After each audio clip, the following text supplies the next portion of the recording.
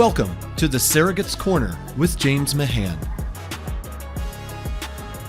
Greetings, everyone, and welcome to the Surrogate's Corner. I am James Mahan, an attorney who passionately advocates for surrogates and egg donors, providing legal support at every stage of the journey. Today, I am thrilled to be joined by Abby Helmuth from SeedTrust, a company trusted by surrogates and intended parents to securely manage the escrow and reimbursement during the surrogacy journeys and egg donation contracts. If you've ever wondered who holds the money in this process, how it really works, and how it's supposed to go, you're in the right place. Abby, thank you very much for joining us today. Thank you so much for having me. So Abby, there's a lot of discussions around just the money stuff when we do these fertility journeys, surrogacy arrangements, egg donation arrangements. Can you just briefly describe what an escrow company is, how that might be different from other avenues of holding money, and then we'll briefly get into what SeedTrust kind of does specifically. Yeah, absolutely. So an escrow account in simple terms is going to be a secure account to hold and manage money for two parties contractually involved. So in this topic, specifically for surrogacy journeys. Okay. And so in terms of surrogacy journeys, how does an escrow company kind of function? Where do you guys come in the process? Does the money just show up? And then can you describe slightly the difference between maybe an escrow company that just disperses funds and maybe a fund management company who kind of manages the funds? Absolutely. So with SeedTrust specifically, we are an escrow fund management company. So what that means is we manage everything strictly against the contract that both the parties agree to at that point. So really what will happen is the intended parents and surrogates will be matched with an agency or independently. And then they will be introduced to escrow, typically, I would say, right at match or right when she's medically cleared. Mm-hmm. And then we recommend getting escrow set up right before legal contracts, just so everybody can get into the portal, they can get their access set up. And then that's when funding requirements get outlined, and that's going to be in their contract. So we specifically will manage everything that's agreed upon between those two parties. Okay, so from your guys' team perspective, then you not only have the accounting people, but you also have the legal people who are checking it against the contract and kind of going off of what the specific contract says, not just like general idea of surrogacy, correct? That's correct. So we don't just have one person managing everything from start to finish, although you would have a dedicated escrow team, but we do have our escrow team, the ones that are managing the contract, making sure everything, complies and that there's supporting documentation. But then we also have that accounting team. They're the ones that are verifying those payments. They work with our banks directly that we partner with, and they're also auditing those accounts. So it's really important that there's not just one person handling that from start to finish. Yeah, and I know that, in my experiences dealing with SeedTrust, one thing I always enjoy on the legal side is that for some escrow companies or other entities that hold funds, they basically just say, we'll just disperse funds when you tell us to. Right. And there is no check against the contract. And so there's a lot of back and forth. There's a lot of, I don't want to pay it. I'm not sure they deserve it. And then the lawyers have to get involved and say, no, it's in the contract. And I've always felt like with you guys, we only get the really big things that maybe are just not in the contract at all. And then you kind of say, hey, legal, what do you want to do? But you handle, 99% of the little stuff and kind of just the routine stuff that I find to be super helpful. Oh, absolutely. And there are definitely different providers in our space, whether it's agency held escrow, attorney held escrow, and then independent. But it's really important just that you have someone neutral, third party, specializing in this. There's oftentimes I hear, why can't we just use our bank, or why can't we use PayPal or Venmo? And the contracts are so specific, the milestones are so specific. So we often end up saving intended parents hundreds, if not thousands of dollars by that review, but also protecting the surrogates and making sure they're not overpaid or underpaid. So yeah, it's really important to make sure that it's, they're following against that contract. Yeah. And I always liked it from my side, thinking of what, obviously we kind of focus on what the surrogates sort of need or want or what's best for them. And I've always found that, entities like yours where it's transparent, you can see the account balance. For, many, many years, escrow was a black box. It was like, I think money will get paid. A check might be in the mail. It may not be.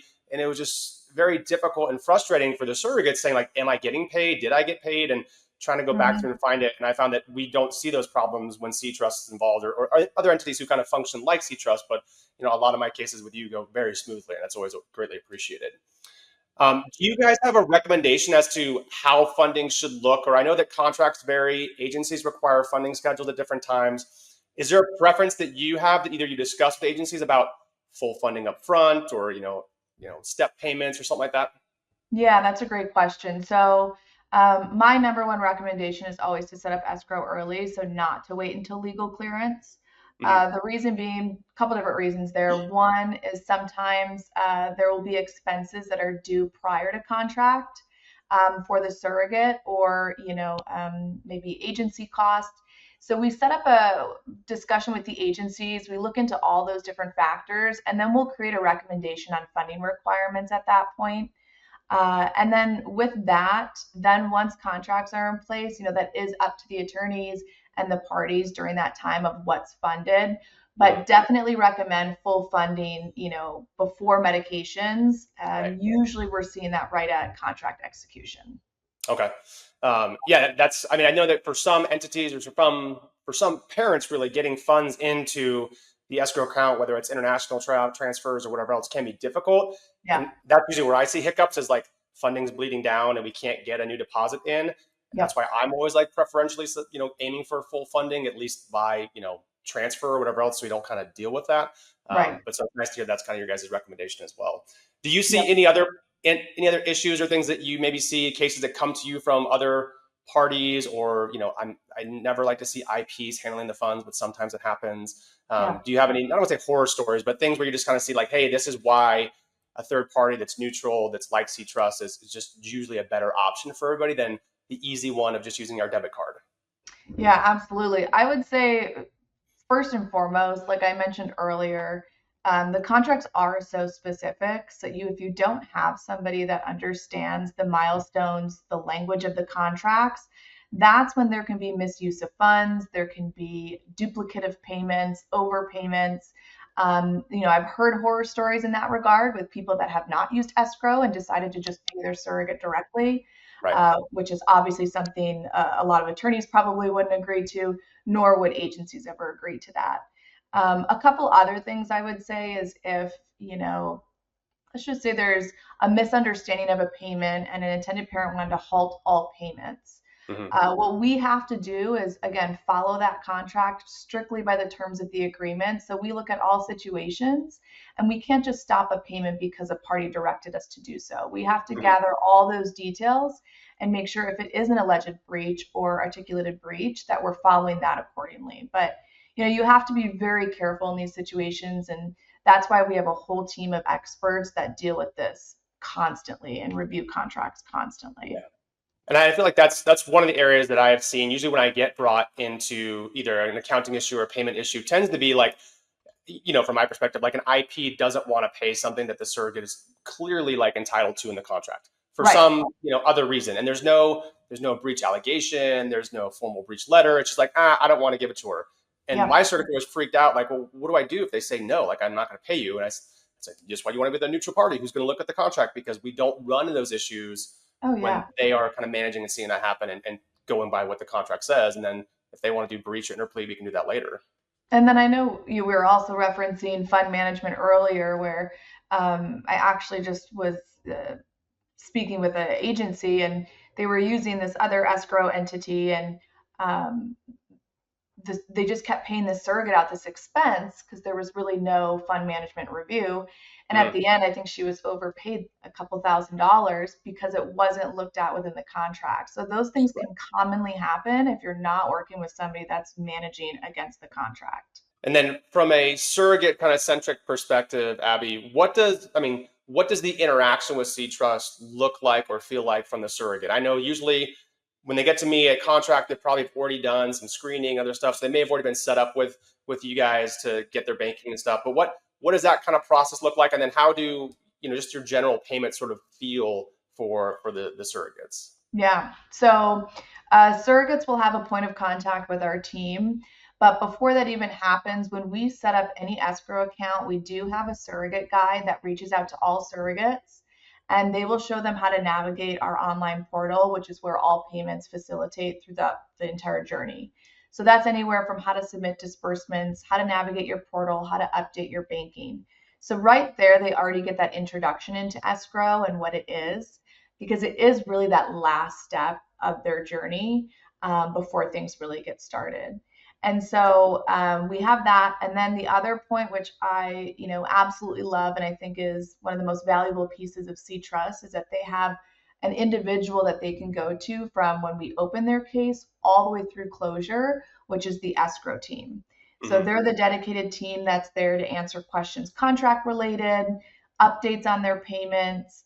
Lost wages is a huge thing, so they can go to them for questions there. So although our system's very automated, we do pride ourselves on that customer service and that direct contact. Yeah, and I think that's really nice because it's kind of like, going to any other call bank where all of a sudden, like, I have no idea what case you are, or who you are, or what you're talking about, but you Right. guys have a continuity of kind of care all the way through that journey, so they know, like, oh, we had a hiccup last month with this, we're taking care of it, and that kind of stuff is handled that way. Exactly. And, we manage on the agency side, so agencies that match the parties, but also independently. So sometimes that communication and access looks a little bit differently for those parties. Hmm. But all in all, they will always have a dedicated escrow team. So Okay. it just depends on kind of how those are structured when we set them up. And then a lot of my circuits ask, like, who does the actual fund requests? I think correct me if I'm wrong, I think your portal allows kind of the agency or the IP, the parties to kind of submit or upload things to the portal. But do you guys have a normal way of seeing that? Or is there a better or worse way from agencies, sending the request in, or the surrogate directly, or what do you guys typically see? Yeah, so for agency managed journeys, it's really going to be dependent on the agency. Sometimes they will submit everything on behalf of the surrogates, and that's Mhm. just a preference, Okay. either by the surrogate or by the agency. And then when the agency submits, we still are doing a thorough review. If there are some agencies that have surrogates submitting directly, then again, the surrogates will get that guidance so they know how to submit their reimbursements. And then our team still reviews those requests. Now, on the Okay. independent side, surrogates will always submit their own requests. Okay. And then briefly, so I've had a lot of recent cases of, people who've done, on their second, third journey, they've done an agency managed one, they're now going independent. Can you just talk kind of specifically to the independent journeys and what a company like SeedTrust or what you guys do specifically that might be kind of catered to an independent match versus like an agency match that's through a really strong, reputable agency where now we don't have those kind of helping hands in the mix? Absolutely. So, all in all, agencies do play such a vital role in these journeys as they help provide us with different updates on milestones. But in the event that we do get these independent journeys after they used an agency, we are very hands-on with the independent journeys in the fact that there's a lot of direct communication between intended parents, surrogates, and the escrow company. Okay. Now we typically don't, like to provide everybody in one email together because that's Yeah. the benefit of an escrow company is you keep Right. that financial Third conversation party neutral. Yeah. separate. Exactly. But when it comes to update of milestones, we'll always verify with both sides just to make Okay. sure, pregnancy updates, things like that. But surrogates will have that full transparency into their portal. So that's anywhere from escrow balance to be able to submit their own request, see those updates. So they'll have, that full transparency into their dashboard when they're independent. Okay. And then one of the other things I sometimes see, usually with international IPs, and it's not a dig against them, it's just kind of the banking system. But if they're not fully funded and the escrow account starts to bleed down, what does SeedTrust do as like that number starts approaching? Because most contracts will have like, the minimum floor we have to have in there, a $10,000 or $15,000 balance. Like, what do we do as we get close to that to hopefully minimize like us dipping below that and then kind of scrambling to get another deposit in? Yeah, so some safeguards that we have in place is we do have minimum balance reminders. So we always look to the contract, we input that number into our system, and then right if it's about to fall below that minimum requirement, they're getting email notices, and then they get notices if it drops below that. So Okay. there's that portion that's the safeguard. We also have our team that's able to reach out to the parties to request additional funding. The other thing there too is, if we see it being a habit, then sometimes we'll talk about escrow best practices with our agency partners, maybe even other industry professionals of how we can maybe increase funding requirements to avoid that from happening. Okay. Yeah, because I feel like that, I always get a little bit frustrated when I find out from a surrogate, like, hey, I haven't gotten 2 months payments because the agency tells me there's not enough funding in the account. I'm like, Yeah. wait, how does that, how am I not hearing about this yet? Or how have you not known about it yet? So it's nice to know there is at least kind of like the overcharge is like, hey, you're going to be bumped bumping over or bumping below your limits. That's great. Yeah. Yeah, go And ahead. I was going to say, just also making sure that the funds that are in escrow are used for those contract related payments. So if you are processing, let's just say agency fees or other expenses, legal fees that aren't in the contract, that there's overfunding to account for that. So it's not dipping into the surrogate. So we're not pulling funds from what's meant to be Exactly. designated for or kind of earmarked for just the surrogacy journey to pay, outside big fees or things that are not maybe in the contract, but not necessarily part of like the estimated, balance requirement for Exactly. the journey. Okay. Yep. And then, Abby, are there other products that SeedTrust has? I know I've heard of different things that, from training to other things that are out there that are kind of geared towards the surrogates about either the escrow process or what to do with money coming in or how to handle that. Like, what other things do you guys provide that are, from the surrogates' point of view, like kind of geared towards them to help them either through their journeys or understand this process? Yeah, so a couple of things there. I know we mentioned checks earlier because that's how payments were issued to surrogates Very many painful, moons yes. ago. We don't recommend checks. So in the event we ever get that request, we definitely highly will recommend direct deposit as that's a quick turnaround. Things are all in, payments are always in real time for surrogates. Mhm. A couple other tools that we do have, and I mentioned earlier, lost wages is probably one of the most communicated on topics that we see with escrow just because they can be so complex. But we have a lost wages tool in our portal, which we can use different formulas depending on what's in the contract. Mhm. And then what we do is, we plug in numbers from pay stubs and it generates calculations, which provides a beautiful display and breakdown for both parties. So Yeah. again, that just adds a little bit more understanding into how that rate's calculated. So that's something we're really proud of just because it has been such a hot topic and Mhm. surrogates have access to it, intended parents have access. So I would say that's probably another tool. And then just that interaction that we have with surrogates so they get that one-on-one dedication to our team. Yeah, that's great. Is the lost wage calculator, is that something that like do the attorneys have access to that or can anybody sort of like plug in and see, or is it through like your portal and through your login? Because I mean that tends to be, as you probably know, I mean it's incredibly communicated about. It's usually the most discussed dispute about what is being paid, how much is being paid, why, whatever's being paid, especially if it's not a gross Oh wage, yeah. rate. If it's a net, and then we have what is being pulled out, why it's being pulled out. Trying to communicate that as to like, well, this is what tax is pulled out, and this is what your other stuff is your deductions are being yanked out. But I always feel like we sometimes just kind of arrive at a number, and no one really knows like, well, how did we actually get there, and what did we pull Right. out? So that alone would be, I think, super helpful for people to realize this is what you can expect, this is what your pay stubs say, and this is plus or minus a couple cents what your number probably should be. Oh, absolutely. Yeah. So right now, the calculator is available when you get your login to our portal. Okay. So currently, right now, attorneys don't have access to it.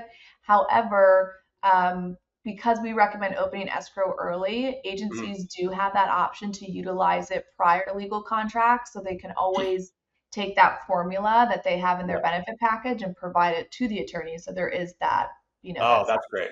yeah. Hey, so all you agencies out there, make sure you go on to SeedTrust and use their lost wage calculator. All Because right. I always We're find gonna it funny when I get like 7 or 8 pay stubs, like you guys calculate it, and then somehow the other attorney and I wind up with different numbers because somebody left in like a loan deduction and someone yanked out a 401k contribution. It's like, oh, how do we oh what yeah. numbers are we looking at? So that Oh that yeah. would be very, very helpful to say this is Yep. what we plugged in and this is what we got, and then we can just add it to the contract and know. Yeah. That is awesome. Abby, is there anything else that you wanted to share just in terms of what you guys do, vision statements, mission statements, what makes SeedTrust kind of a unique escrow company, if anything, related to these journeys as we get ready to wrap up here for the surrogates? Yeah, I think a couple takeaways there is it's completely normal to have questions when it comes to the escrow company, and you should have questions. Have consultations, call the escrow provider, ask questions, make sure they're bonded and insured to protect the funds that they hold, that they specialize in surrogacy. There's not just one person managing expenses. You've got, a lot of oversight into the accounts. So those are some things that I would, always recommend when it comes to escrow is to ask those questions. Transparency and communication are key to a successful journey. So, that's something I would always route any party to go into is to, have those consultations. Yeah, no, and I totally agree. And I'm always a big fan of independent, escrow companies. I know that you guys are one that I see a lot. I'm always thrilled when you're on the contractor part of the team. I know there are other good ones out there, but just the idea of having a neutral third party that can handle this and look at this and kind of look at the contract and know what's going on to protect both sides, really, both the IPs and the surrogate, is super helpful. So thank you for what you guys do and everyone at SeedTrust does. And thank you everyone for tuning into the Surrogates Corner. Abby from SeedTrust, great thanks to you for your insight and for all the things you've shared with us and with our surrogates. If you have any questions about escrow, feel free to look up or contact SeedTrust. In the meantime, don't forget to like, subscribe, share the episode with someone who might need it, and pass this information along. Thanks, everyone. Have a great one. Thanks for watching. Be sure to hit that like and subscribe button and leave us a review in the comments.